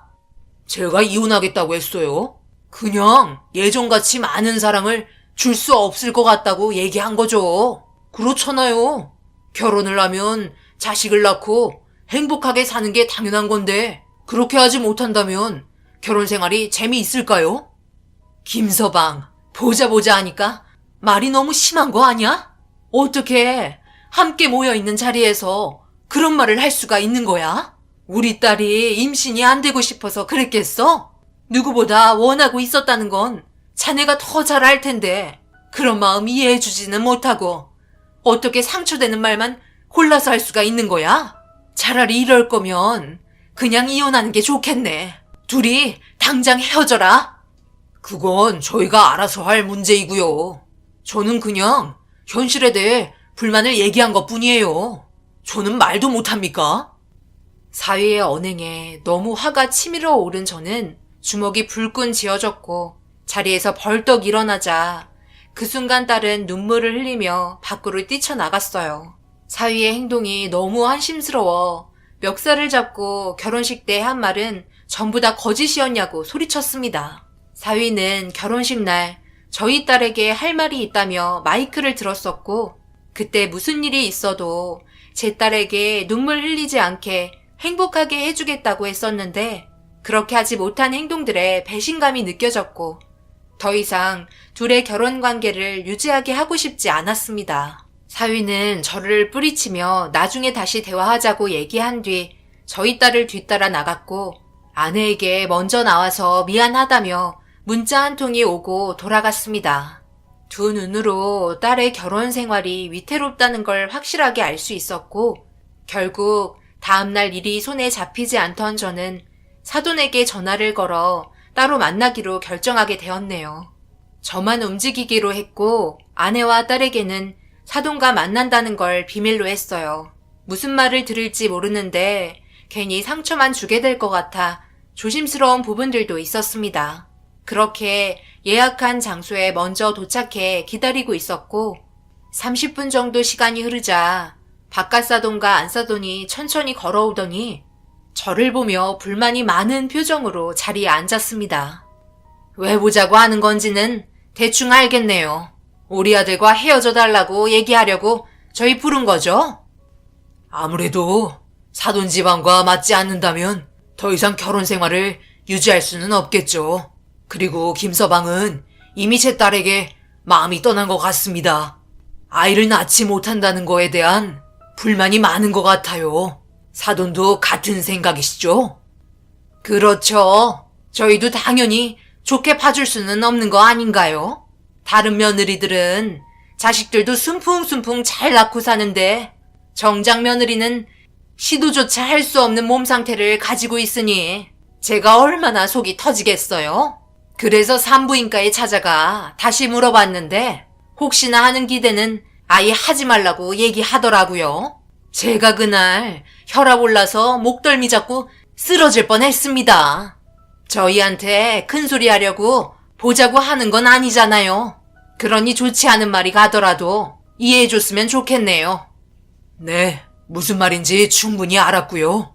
손주를 원한다는 것도 잘 알았습니다.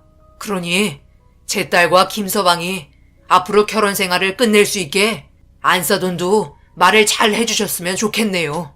저도 제 딸에게 이 문제에 대해서 잘 설명하겠습니다. 이혼은 둘의 결정이지만 저희도 같은 생각이면 좀 더 수월하게 진행할 수 있지 않겠어요? 그럼 그렇게 알고 저는 먼저 일어나 보겠습니다. 그냥 일어나신다고요? 그럴 거면 전화통화로 하셔도 되는 문제를 여기까지 부르신 거예요? 정말 끝까지 너무 하시네요. 예약까지 했는데 음식이라도 시켜주셔야죠. 저희도 좋지 않은 기분으로 이 자리에 왔지만 신경 쓰여서 저녁도 먹지 못했거든요. 안사돈은 자기가 하고 싶은 말을 하면서 모든 불만 사항을 얘기했고 저를 바라보는 두 분의 시선이 너무 힘이 들었습니다. 그렇게 비싼 곳도 아니라서 저녁 먹고 가라며 주문을 했고 정리하는 동안 제 딸에게 싫은 말은 하지 말아달라고 부탁했어요.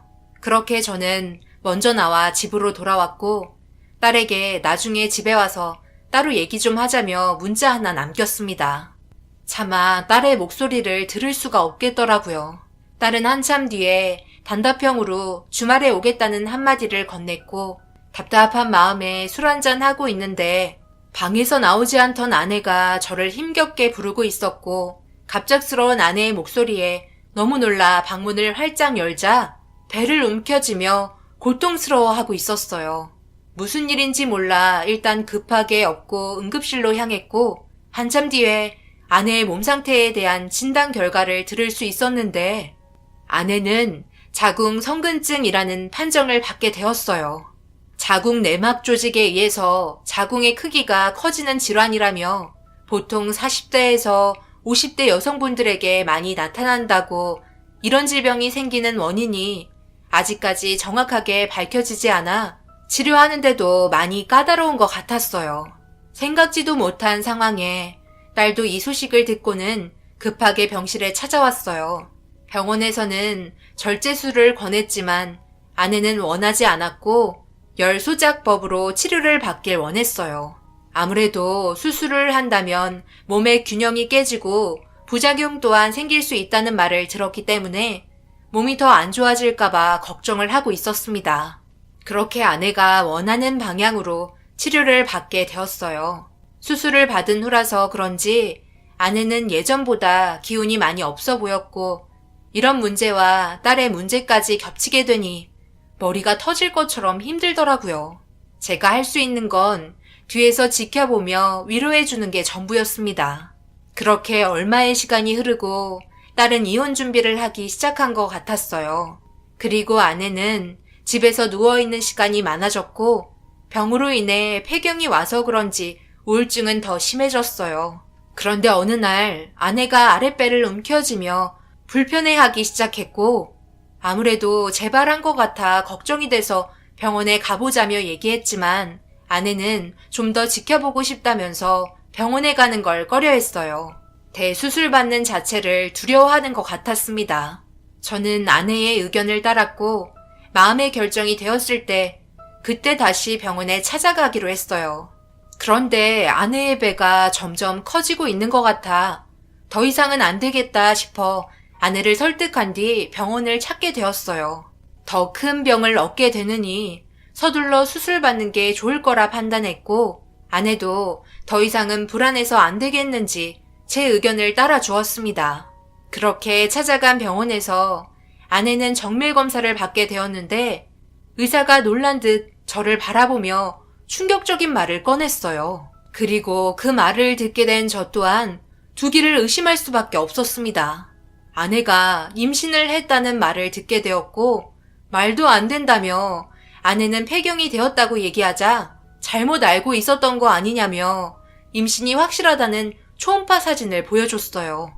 너무 놀라 몇 번을 확인했고 아내 또한 믿을 수 없다는 얼굴로 초음파 사진을 바라봤습니다. 다시 한번 초음파로 확인을 했는데 결과는 진짜 임신이었어요. 수술 직후 폐경이 올 수 있다는 말에 아내도 그렇게 된 줄 알고 있었는데 그게 임신이었다는 말이 저희에게는 너무 충격으로 다가왔었어요. 특이하게 아내는 나이가 있음에도 오랜 기간 폐경이 되지 않았었거든요. 그리고 병원에서 아내로 인해 난리가 나게 된 건 나이가 있었고 아내의 나이대에는 거의 대부분이 폐경을 맞이한다고 들었습니다. 그런데 저희는 이 상황을 기쁘게 받아들이기가 힘들었어요. 아내의 나이도 있고 위험해질 수 있는 상황들과 정상적인 아이가 태어날 거라는 확신도 없었으니까요. 그리고 저희 딸은 불임이라서 임신 자체를 하지 못하는데 55세에 임신을 하게 된 자기 엄마를 보면 얼마나 기운 빠지고 정신적인 고통이 심하겠어요. 그래서 차마 말을 하지 못하겠더라고요. 이 문제는 아내도 저와 같은 생각이었습니다. 결국 계속 딸의 눈치만 보며 질질 끌게 되었지만 몸의 변화로 인해 끝까지 숨길 수 없었던 저희는 결국 딸에게 임신했다는 사실이 밝혀지고 말았습니다. 딸은 자기 엄마의 몸을 보고 충격을 받았고 저희가 예상했던 대로 자신을 한심하다고 느끼기 시작했어요. 정말 미안했고 이 나이에 아이를 가지게 됐다는 게 너무 슬펐습니다. 저희가 적지 않은 나이인데 이렇게까지 된 상황들을 좋은 방향으로 정리를 해나갈 수 있을지 걱정부터 앞섰어요. 그런데 갑자기 저희 집에 문을 두드리며 누군가 소리치고 있었고 목소리는 술 먹은 사이였습니다. 동네가 하도 시끄러워 문을 열어주자 사위는 급하게 신발을 벗고 거실로 달려가더니 제 아내의 배를 뚫어지게 쳐다보고 있었어요. 와, 이건 정말 뉴스에서나 나올 법한 일 아니에요? 55세의 임신이라니. 생각이 있긴 하신 거예요? 은종이 마음에 제대로 상처를 주셨네. 저희가 지금 어떤 삶을 살아가고 있는지 뻔히 아시면서 정말 대단하십니다. 그래서 아기 낳으려고요? 당신이 아이를 낳든 말든 그게 무슨 상관이야? 어차피 우리 이혼할 사이 아닌가? 어디서 우리 부모님한테 소리치며 대들고 있는 거야? 술 먹더니 막 나가려고 작정했어? 당장 안 나가? 이제는 너랑 상관없는 일이라고. 딸은 불임인데 자기는 불임이 아니라고 자랑하려고 임신한 것 같은데 내가 한마디 하면 안 되는 거야? 상식적으로 이해가 안 되잖아. 태어날 아이가 불쌍하지 않아? 20대면 장모님 나이 거의 80을 바라보는 나이 아니야? 한숨만 나오는 집안이다 정말. 나 같으면 그 아이 안 낳고 말겠네요. 모두에게 불행한데 뭐가 좋다고 배를 감싸고 있는 거예요? 저는 더 이상 참을 수 없었고 술 먹고 들어와서 막말을 퍼붓는 사위의 얼굴에 손이 날아가고 말았습니다. 사위는 이런 집안과 결혼 자체가 자신의 인생에 있어 최대의 실수라며 문을 박차고 나가버렸고 정신적인 충격이 상당했는지 아내는 배를 움켜쥐며 통증을 호소하기 시작했어요. 딸은 자기 엄마를 진정시키기 위해 안방으로 부축해서 옮겨줬고 잠시 뒤 걸어 나온 딸에게 이혼을 언제 할 거냐고 물어보자 계속 질질 끌고 있다며 답답한 표정을 하고 있었어요. 그렇게 한바탕 소란이 끝나고 시간은 점점 흘러가니 어느새 아내의 배는 만삭이 되어버렸고 출산의 날이 다가오게 되었고 진통이 시작됐다는 딸의 연락을 받자마자 산부인과로 달려가게 되었습니다.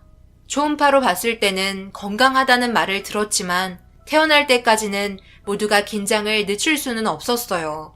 아내의 몸이 건강하지도 않고 많이 약한 상태인데 의사의 말에도 불구하고 자연분만을 선택했습니다. 그렇게 힘겨운 시간과의 사투 끝에 세상 밖으로 나온 아이의 울음소리를 듣게 되었고 건강한 아이를 받아볼 수 있었어요. 저희 딸이 태어났을 때와는 또 다른 감정이 교차했고 아내도 태어난 아이를 보며 눈물을 흘리기 시작했습니다. 딸도 아이가 신기한지 이리저리 살피며 어디 하나 문제없이 태어난 아이를 보며 모두가 무사해서 안심하고 있었어요. 그렇게 저희 모두 세상에 태어난 사랑스러운 아기를 보며 시간 가는 줄 모르고 병실에 있었고 며칠의 기간 동안 산후조리를 끝낸 아내는 집에서 늦은 나이에 육아를 하기 시작했어요. 확실히 그동안의 경험이 있어서 그런지 전혀 힘들어 보이지 않았습니다. 딸은 회사 일이 끝날 때마다 집으로 찾아와 도움을 주었어요.